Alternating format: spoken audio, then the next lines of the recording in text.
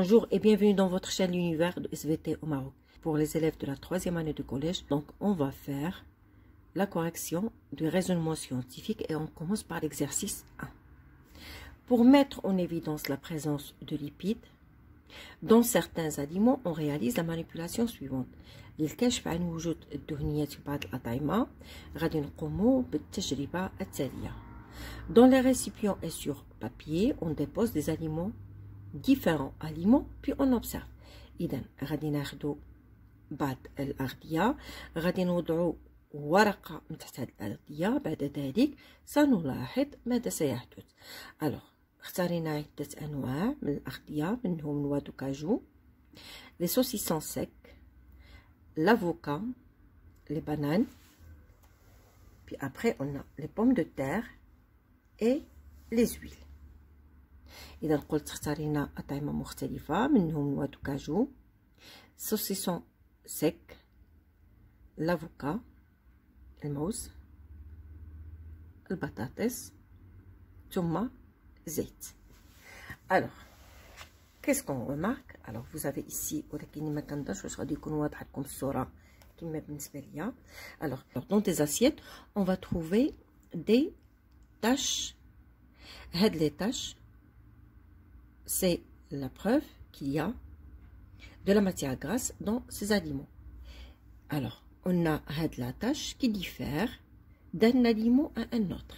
إذا قلت هنا غادي نلاحظوا وجود بقع. هاد البقع كتدل على وجود المادة الدهنية في هاد الأطعمة، واختلاف هاد البقع يختلف بتنوع هاد الأطعمة.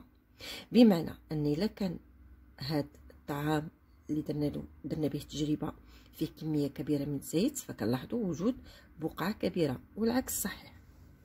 Très bien. Alors, la question. Alors, on doit interpréter ces résultats. Alors, ce qu'on peut dire que pour les noix de cajou, l'avocat, saucisson sec et l'huile, l'apparition d'une tache transparente sur le papier montre que ces aliments contiennent les lipides. إذا قلت بالنسبة للنوى د كاجو، l'avocat, saucisson sec والزيت، كنلاحظوا وجود هاد البقعة اللي هي شفافة على الورق. هذا دليل على أن هاد الأغذية تحتوي على الدهون. Par contre, pour la pomme de terre et les bananes, l'absence de la tache transparente sur le papier montre que ces aliments ne contiennent pas de lipides. إذا في حين أن البطاطس والموز فما عندناش هاد اختفاء أو لا توجد هاد البقع الشفافة، هذا دليل على أن هاد الأغذية لا تحتوي على دهنيات. La deuxième question. Citez les aliments qui contiennent des lipides. إذا هنا كيطلبوا منا أننا نذكروا الأغذية اللي كتحتوي على دهنيات. Alors, les noix de cajou, l'avocat, les saucissons secs et l'huile sont des aliments qui contiennent des lipides. إذا قلنا noix de cajou, l'avocat, saucisson sec و زيت. إذا هنا saucisson sec كنقصدو به les saucisses اللي كيكونوا جافة. Et l'huile sont des aliments qui contiennent les lipides. هما الأغذية التي تحتوي على الدهنيات أو على الدهون. Très bien. Alors je passe à l'exercice 2.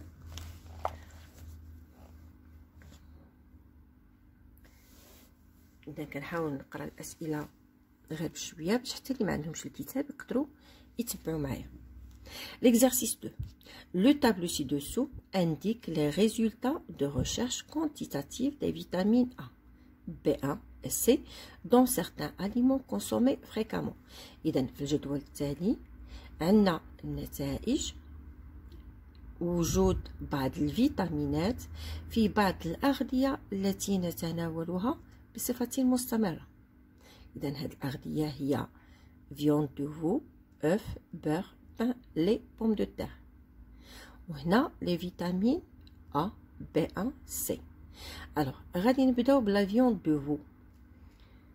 إذا اللحم تاع العجل غادي ناخدو la vitamine A. Alors il contient 0,02 mg par 100 g.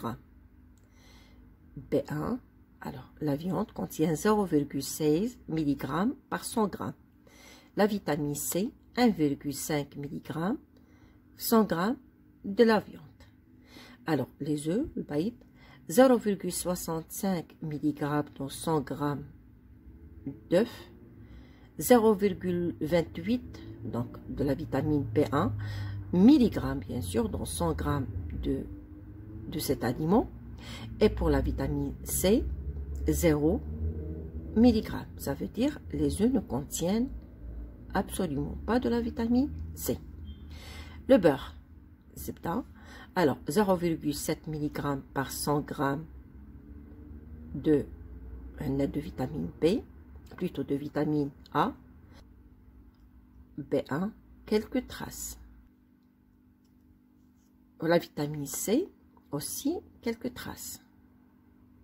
Le pain, il ne contient pas de la vitamine A, contient 0,06 mg de la vitamine B1 dans 100 g du pain et 0, il ne contient pas de la vitamine C.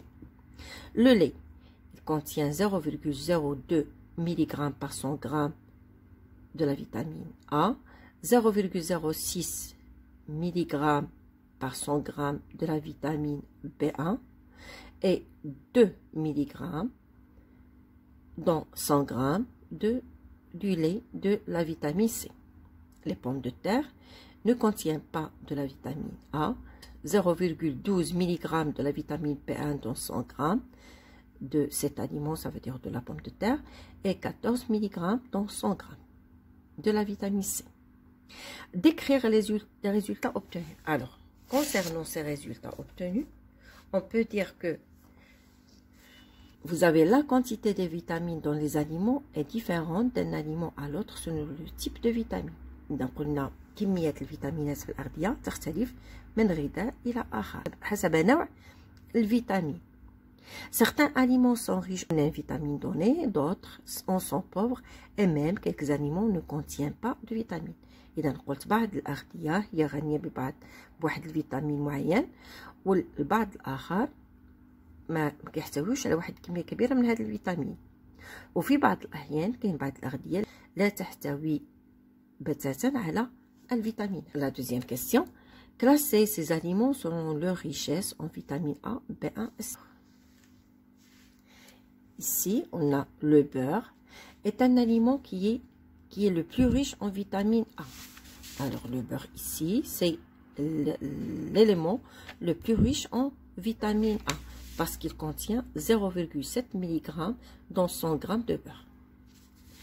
Les œufs sont des aliments, ou bien sont les aliments les plus riches en vitamine B1.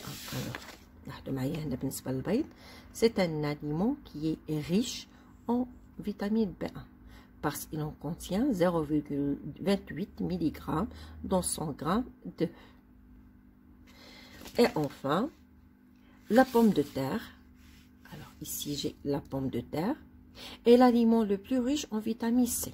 Alors لاحظوا معايا هنايا فكنلقاو على ان البطاطس هي التي تحتوي على اكبر كميه من la vitamine C. Ça veut dire on a 14 mg dans 100 g d'aliments. Alors l'exercice, l'alimentation des bébés et des enfants est basée surtout sur la consommation du lait. إذا أغذية les nouveau-nés ولا les bébés اللي هما الأطفال الرضع والأطفال الصغار ترتكز بالأساس على استهلاك الحليب. Pour justifier le recours à cet aliment pour nourrir les bébés et les enfants, on propose les manipulations suivantes. باش نشرحوا علاش كنلتجئوا للحليب على أساس أنه الغذاء الأهم بالنسبة للرضع وبالنسبة للأطفال، غادي نجريو التجارب التالية. Alors, les expériences sont les suivantes. Alors, je commence par la première. Recherche des glucides. Donc, on va mettre le lait et on ajoute la liqueur de féline. On a la formation d'un précipité rouge brique. Deuxième expérience. On va mettre le filtrat du lait, on ajoute l'oxalate d'ammonium et on obtient un précipité blanc qui noircit à la lumière. L'expérience suivante, la recherche des protides, donc toujours le lait, on ajoute de l'acide nitrique, on aura une coloration jaune. Et enfin, l'observation du goutte de lait entier montre l'observation suivante. Les questions. Décrire les résultats obtenus. Que peut-on conclure? إذا هنا درنا 4 تجارب. في التجربة الأولى كما كنعرفوا في الدرس باش نبحثوا على السكريات كنستعملوا لا ليكور دو فينيك وكنزيدوها على الحليب on porte à ébullition et on a la formation d'un précipité rouge brique تكون واحد الراسب أحمر أجوري. هنا كنبحثوا على أملاح الكالسيوم. لهذا الغرض كنستعملوا لوكسالات دامينيوم كنزيدوا على لو فلتر دو لي وكنحصلوا على واحد الراسب أبيض الذي يسود عند الضوء. لا ريشيرش دي بروتيد. هنا كنقلبوا على لي بروتيد كنزيدوا بيان سور لاسيد نيتريك على الحليب وكنحصلوا على واحد اللون اللي هو اصفر. بالنسبه لاخر اوبسيرفاسيون هنا كنديروا واحد رؤيه مجهريه نقطه من الحليب وكنلاحظوا وجود هاد الفقاعات في الحليب. الوغ هنا غادي نشرحوا هاد لي ريزولطا وغادي نخرجوا بواحد لا كونكلوزيون. Alors, qu'est-ce qu'on peut dire? Alors, pour la première expérience, l'apparition d'un précipité rouge brique après l'utilisation de la liqueur de phénic permet de conclure que le lait contient les glucides. إذن عندما استعملنا la liqueur de phénic حصلنا على واحد البريسيبيتي واحد الراسب أحمر أجوري. هذا دليل على أن الحليب يحتوي على السكريات. في التجربة الثانية, l'apparition d'un précipité blanc qui noircit à la lumière prouve que le lait contient du calcium. l'oxalate d'ammonium حصلنا على واحد الراسب أبيض الذي يسود عند الضوء. هذا دليل على أن الحليب يحتوي على الكالسيوم. التجربة الثالثة, l'apparition de la coloration jaune après l'utilisation de l'acide nitrique prouve que le lait contient des protides. قلنا اللون الأصفر عند استعمالنا الأسيد نيتريك دليل على أن الحليب يحتوي على بروتيدات. وأخيرا, l'observation des microgouttes lors d'une observation du lait au microscope, ça veut dire que le lait contient des lipides. إذا رؤيتنا لهاد الميكروغوت اللي هما القطيرات اللي هي جد صغيرة ميكرو ça veut dire ميكروسكوبيك. عند رؤيتنا لهاد قطرة من الحليب في المجهر دليل على أن الحليب يحتوي على دهنيات. Expliquer le recours au lait pour nourrir les bébés et les petits enfants. إذا غادي نشرحوا علاش كنلتجؤوا دائما للحليب لتغذية الرضع والأطفال الصغار. alors من خلال هاد التجارب شنو كيتبت لنا؟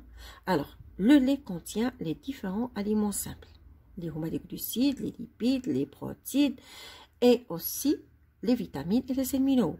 c'est un aliment composé et complet. أهم حاجة أنه un aliment complet.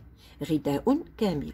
Ce qui explique le recours à cet aliment pour nourrir les bébés et les petits enfants. إذا دائما كنلتجؤ للحليب. لماذا؟ لأنه حليب يتوفر على كل الأغذية البسيطة بما فيها دهنيات، بروتيدات، سكريات، الأملاح المعدنية وأيضا الفيتامينات. ولهذا الغرض أو لهذا السبب نلتجئ دائما للحليب لأنه واحد الغذاء كامل وبالتالي فهو صالح لتغذية الرضع والأطفال الصغار. هنا غادي نسالي معكم la correction des exercices. Merci pour votre attention et à la séance prochaine.